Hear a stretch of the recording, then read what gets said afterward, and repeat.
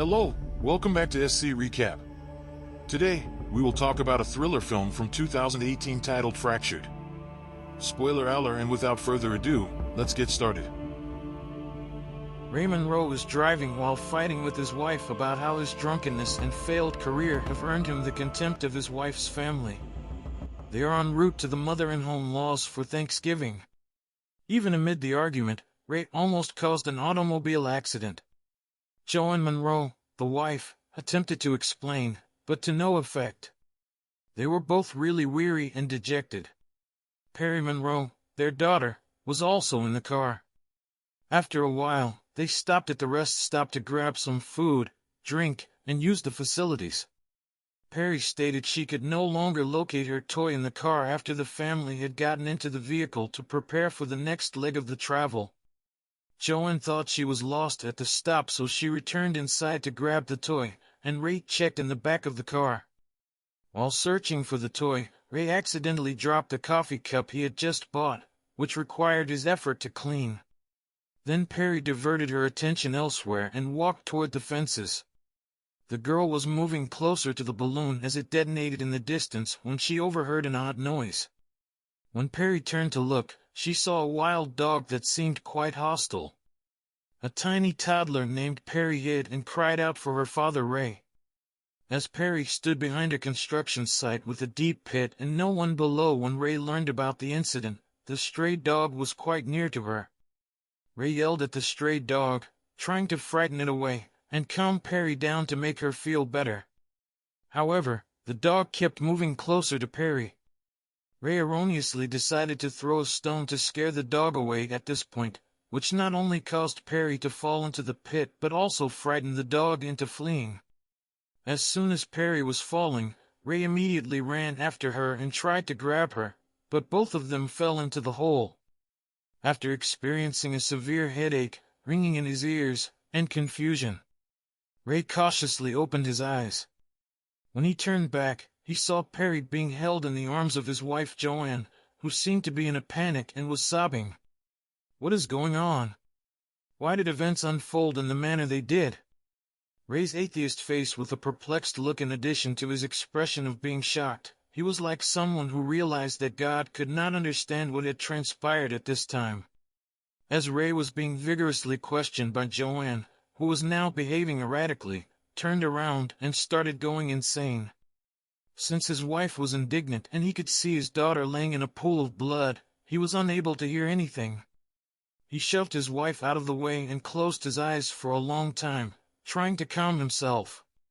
Right now, he overheard Perry's kid saying, "Dad." Perry was wearing heavy clothes when he glanced up and saw that she was awake and being cradled by Joanne. Maybe this made falling not as bad. When Ray suddenly remembered that he had seen a sign for a hospital while running down the street, he and his wife immediately drove Perry there. Perry's arm looked to have broken easily after a little inspection. Ray was so concerned that he was rushing so swiftly toward the hospital that he nearly ran into other cars. The pair finally made it to the hospital. Ray found out, however, that given how crowded this hospital is inside, even in the emergency department, they could have to wait long. Ray went back to the front desk to see if anything could be accomplished a bit more quickly, but the receptionist told him to hold off and get ready. Joanne, who is becoming irritated, requests that Ray thinks of an immediate way to have Perry assessed. Ray went back to the front desk, where she was still directing him to check in and wait patiently while she stood there. Ray overheard some really strange conversations among the nurses in the hospital room. Ray returned to her seat as Perry fell asleep, and Joanne complained of a headache that could have been caused by anxiety. Ray went to have a drink after that. Unintentionally, he turned to look out the window and saw a doctor handing a medical box to the paramedic with a large envelope. Even though it felt a bit strange, Ray chose to ignore it and went back to his wife. When Ray was eventually brought in, the nurse took in the information about the family. Throughout the whole conversation, she asked Monroe pointless questions such as, "What is your job? Exists a history of genetic disease? Are you addicted to drugs?" And asked for authorization to later let Perry be on the list of organ donors. What sort of blood is Perry? They ultimately asked her a series of confusing questions, and arranged Perry's test. Monroe was obliged to accept paying cash for a brief visit to the doctor owing to his insurance problems. However, it seemed strange that they inquired more about Ray than Perry. Perry was promptly carried to the hospital bed and examined by a nurse by the name of Anne. She also let Perry know that there are a lot of accidents happening at the hospital right now. Later, a physician by the name of Bertram saw Perry. When the doctor saw that Perry's hand was hurting, he decided to examine Perry. As soon as the doctor suggested getting a CAT scan to check on Perry, Ray consented. He was concerned that anything may be amiss with his daughter. Dr. Bruce Wolk eventually brought Perry to the CAT scan room after giving her a stuffed animal. Because of the restricted CT scan region, they said only one relative may proceed. Unaware that this was a decision he would later come to regret, Ray watched the elevator slowly descend his wife and children to the bottom level before bringing them to a waiting area to relax. After a few hours of sleep, a different patient found him because he was talking while he slept. Ray didn't know that he had a bandage covering a cut on his head until he went to wash his face and saw that the sky was becoming dark. After that, he went to the front desk to ask about Perry's CT scan. Ray kept requesting confirmation and referencing Dr. Bertram's name, but the front desk said that there was no information and that he had shifted to another doctor for the shift. Ray was angry that Bertram had abandoned his responsibility to Perry and had instead assigned the task to another physician, but the front desk told him to be patient. Returning to the waiting room, Ray was uneasy and asked the front desk to check again. They then affirmed that no information was available on Ray the patient. Everything is Perry. At this point, Ray started to feel quite worried and made sure to do all the hospital-required procedures. Ray was now furious and ordered her to confirm it right away. The receptionist replied that his daughter's information was completely missing from the system and that there was just one patient today but not his Perry. As the people who were still waiting for their turn began to become impatient, the receptionist asked him to leave. Ray assumed he wouldn't be able to get any information from the front desk, so he sneaked inside the hospital's treatment area. The security squad discovered Ray attempting to enter illegally and detained him. When Dr. Lucado learned this, he reopened his inquiry into Ray's case. He reviewed Perry's notes for today right away, but nothing was there. When Ray caught sight of the nurse, who had already seen Perry, from a distance, he told Lucado to talk to her. Ray was relieved when Ann came over and feigned to have met him, but he was shocked when Ann later told him that Ray had been this morning to treat the cut on his forehead. Bruised head? It's not like that, Ray said. Why did you lie? Ray got so enraged, but the security guard quickly dragged him away. The staff were in a panic and drugged and put Ray to sleep. Ray began to feel groggy as the sedative started to work. Ray ultimately found adrenaline in the room's cupboard and gave himself an injection to keep him from falling asleep and his continued wakefulness, and then to search the hospital for his wife and children. Ray saw him through the door frame and broke the glass of the room, leaving to talk with Dr. Bruce Wolk.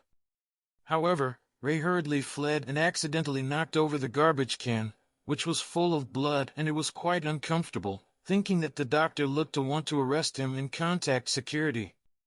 Ray was able to flee, and when he returned to his vehicle, he believed he was dreaming until he saw the police car approaching the hospital. Ray signaled for help, walked up to the police vehicle, explained his situation in full, and asked to be escorted back to the hospital so he could interrogate the dead there. But as if there had been great preparation and coordination, they all said that Ray had a problem and that the CAT scan room was on the 3rd floor, not the basement as Ray stated. Dr. Bertram then showed up at the hospital to confront Ray. He said Ray had been in a car accident and went to the hospital to check on himself and get some treatment.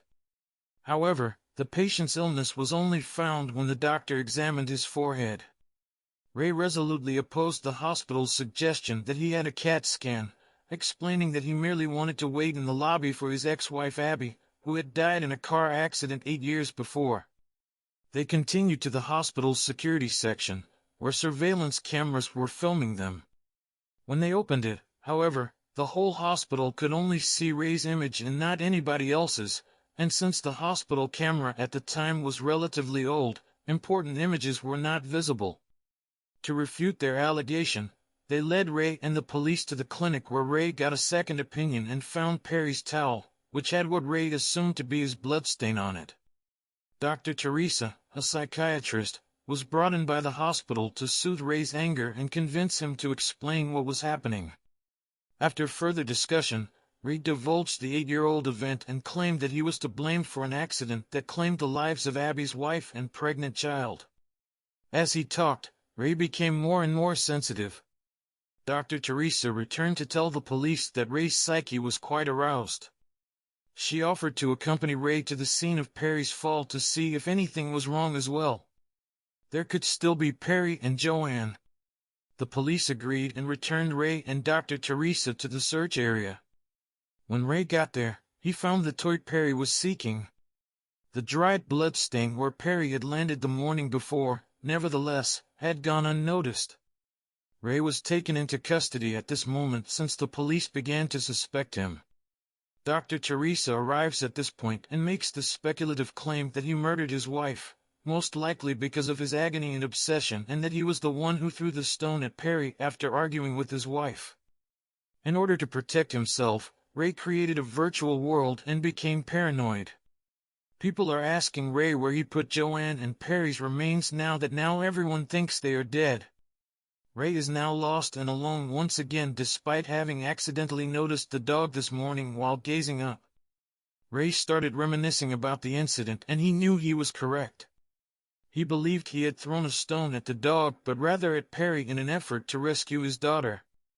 When Ray spotted the dog he had seen earlier today at Perry's accident, he quickly seized the police revolver, took Dr. Teresa hostage, ordered everyone to enter the container there, locked everyone in, and then swiftly drove back to the hospital with Dr. Teresa's ID even though she warned him against making unwise decisions since everything was only an illusion he had constructed. Since he had been in and out of this place several times throughout the day, simply avoiding the individuals he had met, so it was not too difficult for him to slip inside once again and pretend to be a doctor at the hospital. While looking for his wife and children, he had flashbacks of Abby's accident 8 years while seeing brand new infants, thinking about his biological daughter Perry. He also came across several clever ill people in the hallway. After locating the elevator that had carried Perry and Joanne away from him, Ray hurriedly boarded it. However, he was dismayed to learn that the lowest level needed a safety key to access. He had little opportunity to defend himself and was promptly slain when the security guard named Jeff, the hospital guard who had detained him this morning and shown him the hospital's footage, also used the elevator. Ray immediately pulled him inside the elevator and demanded the key to go down. However, Ray and Jeff charged at each other when Jeff pretended to toss the key to him. Fortunately, Ray was able to strangle Jeff and insert the hospital key to go down. When the elevator opens, Ray accidentally observed 2 persons pulling a cart with the words "human organs" printed on it after descending to the secret level. Ray then moved in to look around. He then saw body humans that were missing all their functional organs. It was all too clear that this morning's tragedy was related to the facility's selling of human organs, which his family is a victim of. Accepting patients should be done as part of a complete plan created in close consultation with every member of the hospital staff so it may be done covertly. Although he was conscious of his current lack of paranoia, he was sure that Perry and Joanne were here, but he had to find them soon. After considerable searching, Ray noticed a room where many staff members were doing surgery. Peering inside, he saw Perry lying on the operating table. Ray saw the people behind the mask when he ordered them to take it off, and he recognized their faces. He peered through the mask and saw Dr. Lucato and the lady who had spoken with him this morning and asked him perplexing questions about organ donation. Too furious to be deceived by a lie, Ray quickly fired into the oxygen line to warn these evil people and rescue Joanne and Perry when he saw that Joanne was in another room still being affected by the drug. He sped up to the hallway by wheeling his wife and Perry out. Ray attempted to push them away, but a guy grabbed him and prepared to give him an injection of propofol that would make him unconscious. Possibly they were attempting to raise organs without instantly killing him. As they were trying to hold on to him, Ray put in his greater effort to reach for the pistol on the floor and fired at the light. Sparks and gas were emitted, knocking the crooks out. Ray was awakened by the fire alarm and continued to guide his wife and kids to safety. Bruce Wolk started to yell and cuss at Ray when Ray unintentionally shot him in the foot while on the way. Finally, they successfully went back to their car. Perry's hand is still in discomfort. Ray entertained Perry with a song. Although Ray's mission today was taxing, he was still able to rescue his family. He needed to return to Joanne and Perry's house, which he adored. Ray looked up towards the horizon while driving. At the end of the movie, Dr. Teresa remarks, "Extreme sadness may sometimes force us to construct a virtual universe." As the camera slowly pans to the rearview mirror, we don't see Joanne or Perry sitting there. Instead, we see the pallid body of a sick man who is gasping for air and has an incomplete incision. That vehicle carrying human organs is really a delivery truck for medications and other supplies. In fact, the incident resulted in Perry's death, and Ray became unconscious. While attempting to protect Perry from the dangerous dog, Ray unintentionally led her to stumble and fall. Joanne died shortly after she learned that her daughter had died. She was still weeping in anguish because he had wrongly dragged Perry down and accidentally hit her in the skull with an iron rod. He heard Perry calling and his wife Joanne yelling in relief that Perry was safe in the imaginary world Ray had made for them as he opened his eyes. "Let's go home," Joanne told him after singing for Perry. That is all for the film today. If you have watched this movie, share your review with us in the comments below. And before you go, make sure you like this video and subscribe. Thank you for watching and check out our videos if you love what we do. See ya!